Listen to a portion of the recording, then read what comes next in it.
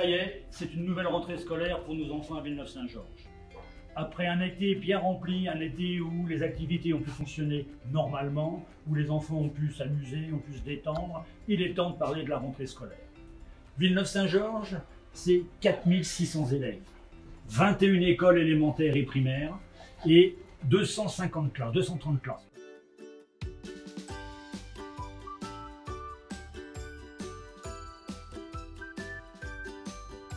Une des nouveautés importantes de cette rentrée scolaire, c'est le regroupement des accueils de loisirs.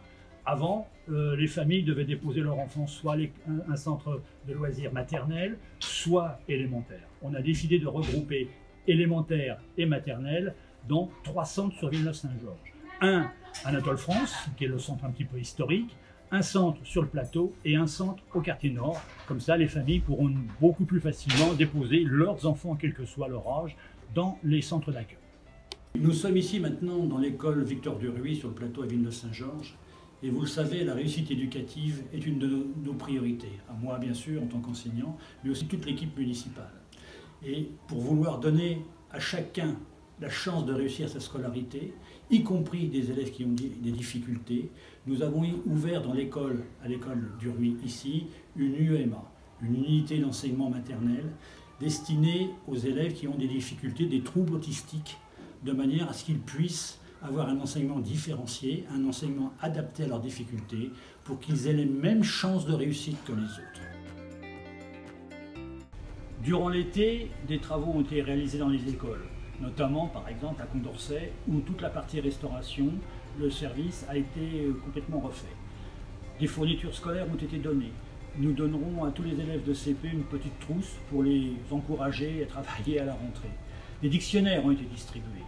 Des livres ont été donnés aux élèves de certaines classes. Tout ça, ça représente un coût, 145 000 € en 2022. Nous avons mis aussi en place aussi un petit déjeuner pour les élèves et le périscolaire. On va commencer par le quartier nord, dans le cadre de la cité éducative, et nous voulons l'étendre à toutes les écoles d'ici le début de l'année 2023. C'est aussi une dépense supplémentaire pour la ville, mais c'est une priorité. Nous voulons que les enfants, pour qu'ils soient dans de bonnes conditions pour travailler à l'école, ils ne peuvent pas travailler le ventre vide. Nous avons voulu aussi, en espérant que les conditions sanitaires nous le permettront, que puissent reprendre toutes les activités scolaires, les classes transplantées, pour que les élèves puissent, comme d'habitude, comme ils le faisaient avant, pouvoir découvrir d'autres horizons. Tout ça, c'est les efforts faits par la municipalité. Nous l'avons fait sans augmenter la participation des familles. Il n'y aura pas d'augmentation des frais périscolaires, il n'y aura pas d'augmentation des tarifs de la cantine. Et nous voulons, vous l'avez compris je crois, assurer une bonne scolarité aux élèves, mais sans que ça pèse davantage sur les familles. Et je n'ai plus qu'à souhaiter une très bonne rentrée à tous nos enfants villeneuvois, avec beaucoup de réussite et beaucoup de satisfaction pour leur famille.